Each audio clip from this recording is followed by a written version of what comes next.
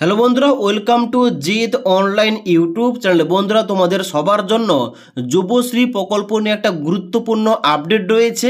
এখন বর্তমানে কিন্তু যুবশ্রী প্রকল্পের জন্য এখানে নতুন একটা আপডেট প্রকাশ করা হয়েছে এমপ্লয়মেন্ট ব্যাংকের অফিসিয়াল ওয়েবসাইটে, যেখানে বলা হচ্ছে তোমাদের কিন্তু সাবমিট করতে হবে অ্যানাক্সা 3 ফর্মটি। এখানে এই সম্বন্ধে তোমাদের আপডেট দিয়ে বলা হচ্ছে, যে সকল কর্মপ্রার্থী যুবশ্রী প্রকল্পের মাধ্যমে ভাতা পাচ্ছেন তাদের আগামী 8-10-2025 তারিখ থেকে 2-11-2025 তারিখের মধ্যেই অবশ্যই অ্যানাক্সা 3 ফর্মটি অনলাইনে সাবমিট অ্যানাক্সা 3তে ক্লিক করে এখানে কিন্তু ফর্মটা জমা করতে হবে। এবার এই লিঙ্কটি এমপ্লয়মেন্ট ব্যাংকের অফিসিয়াল ওয়েবসাইটে অর্থাৎ এমপ্লয়মেন্ট ব্যাংক wb.government.in এখানে কিন্তু তোমরা পেয়ে যাবে। অর্থাৎ কিন্তু বর্তমানে আমি এই অফিসিয়াল ওয়েবসাইটটা ওপেন করে রেখেছি। এখানে আসার পর তোমাদের কিন্তু অবশ্যই অ্যানাক্সা 3 তোমাদের সাবমিট করতে হবে, যারা তোমরা যুবশ্রী প্রকল্পের আওতায় ভাতা টাকা পাচ্ছ। এটা না জমা করলে তোমাদের কিন্তু টাকাটা দেওয়া বন্ধ করে দেওয়া হবে। তার জন্য সবাইকে ম্যান্ডেটরি তোমাদের কিন্তু এই ফর্মটা জমা করতে হবে। ওকে, এবার এই সম্বন্ধে কিন্তু নিজে তোমাদের কিন্তু এখানে A to Z তোমাদের ইংলিশে দেওয়া রয়েছে। এবার তোমরা এই অ্যানাক্সা 3 ফর্মটি তোমরা কীভাবে সাবমিট করবে, দেখো সাবমিট করার জন্য তোমরা কিন্তু এই অফিসিয়াল ওয়েবসাইটে আসবে, অর্থাৎ এমপ্লয়মেন্ট ব্যাংক wb.government.in। এখানে আসার পর নিচের দিকে আসবে।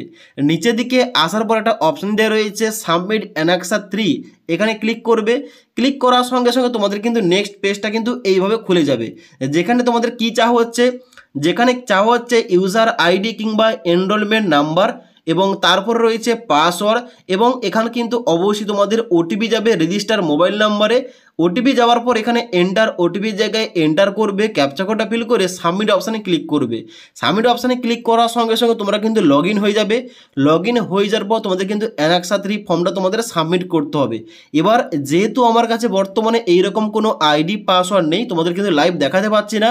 তোমরা যারা যুবশ্রী প্রকল্পের আওতায় টাকা পাচ্ছ, তোমরা কিন্তু অবশ্যই এই নাম্বারগুলো বসিয়ে সাবমিট করে তোমরা কিন্তু অ্যানাক্সা 3 ফর্মটা সাবমিট করতে পারো। ওকে, এবার এই অ্যানাক্সা 3 ফর্মটা কিন্তু সাবমিট করার লাস্ট ডেট বলা হচ্ছে 2-11-2025 তারিখ।